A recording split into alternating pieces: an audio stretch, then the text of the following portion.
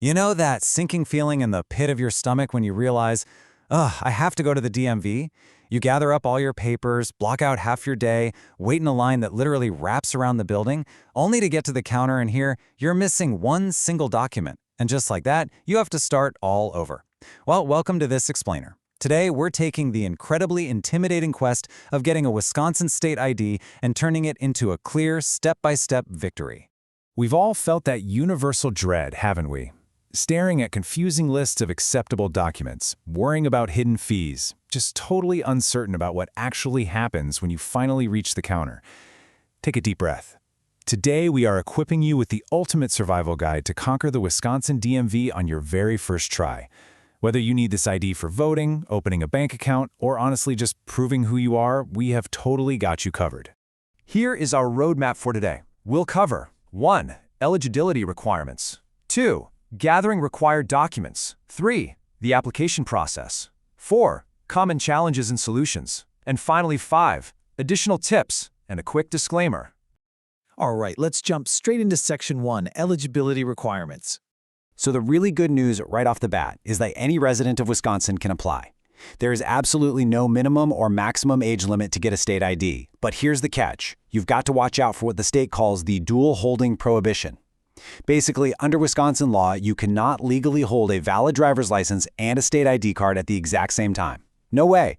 So if you're currently a licensed driver and you decide you want an ID card instead, you actually have to voluntarily surrender your driving privileges. It's an either-or situation. You have to pick one.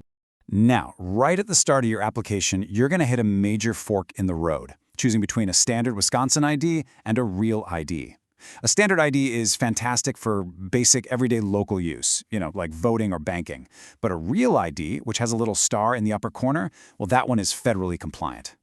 Getting a real ID requires much stricter documentation, especially if you've ever changed your name. For instance, if your current legal name is different from what's on your birth certificate because of a marriage or divorce, you absolutely must bring the legal paper trail linking those names to get that real ID.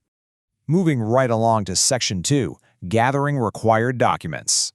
Instead of pulling your hair out over massive, confusing DMV lists, I want you to think of this as just filling 5 specific buckets. You need proof of your name and date of birth, proof of legal presence in the U.S., proof of identity, proof of Wisconsin residency, and finally, your social security number. And here's a pro tip. A single document, like a valid U.S. passport, can actually knock out both the name and date of birth bucket and the legal presence bucket all at once. Listen closely to this part, because Wisconsin residency is exactly where so many people stumble. You absolutely must have 2 separate documents proving where you live. And they have to clearly display your name and your physical residential street address. P.O. boxes, those will be flat out rejected. Now, the state does offer a little grace here. They will accept printouts of electronic copies for things like utility bills, bank statements, or pay stubs. But let me emphasize a brilliantly simple rule when it comes to the rest of your documents. Leave the photocopies at home. Seriously? Aside from those specific printed electronic bills for residency we literally just talked about, the DMV only wants original physical documents. Your birth certificate, it must be officially certified. Your social security card, gotta be the real deal. If you walk in with a photocopy of your passport, you are getting sent right back home. Okay, so what is this whole thing going to cost you? Well, if you're going in to get a standard or real ID-compliant state identification card for everyday use, the standard processing fee you'll face at the counter is $28. However, there is a massive exception here. If you are a U.S. citizen, you're going to be at least 18 years old by the next election, and you need this ID to vote, the cost drops down to absolute zero. Yep, free. All you have to do is check the ID for free box on your Form MV34 application, and that $28 fee is entirely waived. Wisconsin actually ensures that the cost of an ID will never, ever be a barrier to exercising your right to vote. Pretty awesome, right? Let's keep the momentum going with Section 3, the application process. Here is the exact chronological flow of your quest. It actually starts right from the comfort of your own couch by pre-filling Form MV3004 online. After that, you schedule your visit, go in person to get your photo snapped, walk out with a temporary receipt, and then just wait for the real card to arrive in the mail. It is a highly optimized pipeline, as long as you know the steps. Now, here's the critical detail you cannot forget. If this is your very first original Wisconsin ID, you cannot do the whole thing online because the state needs to capture your physical biometric data, specifically taking your photograph, and they need to physically verify your original citizenship and identity documents. You absolutely must complete this initial application in person at an official DMV customer service center. But don't worry, the moment you finish at the counter, you aren't left empty-handed. The DMV worker is going to hand you a printed, temporary paper receipt that includes your freshly taken photo. And this is a legally valid document. It serves as your ID, and it is immediately acceptable as photo identification for voting while you wait the estimated 10 business days for your secure, physical card to show up via first-class mail. Moving on to Section 4, Common Challenges and Solutions. So, what if you're watching this and internally panicking because you lost your birth certificate years ago and really can't afford a replacement? Take a breath. Wisconsin has an amazing system called the ID petition process, or IDPP for short. It acts as a massive administrative safety net. By filling out Form MV 3012, you can still get a free ID for voting. The DMV will actually work directly with you and attempt to verify your identity through alternate governmental records. The state also provides highly inclusive solutions for all sorts of unique life situations. If you are re-entering society, a Department of Corrections offender ID is totally acceptable as proof of identity.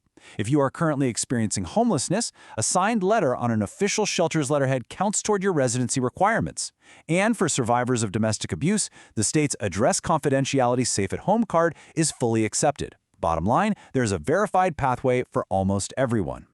Finally, we've reached Section 5, additional tips and a quick disclaimer. Your absolute best tool in this entire process is the official website wisconsindmv.gov. Before you even think about grabbing your keys to leave the house, go there. You can use their interactive driver licensing guide to print a customized checklist of exactly what you need based on your specific situation.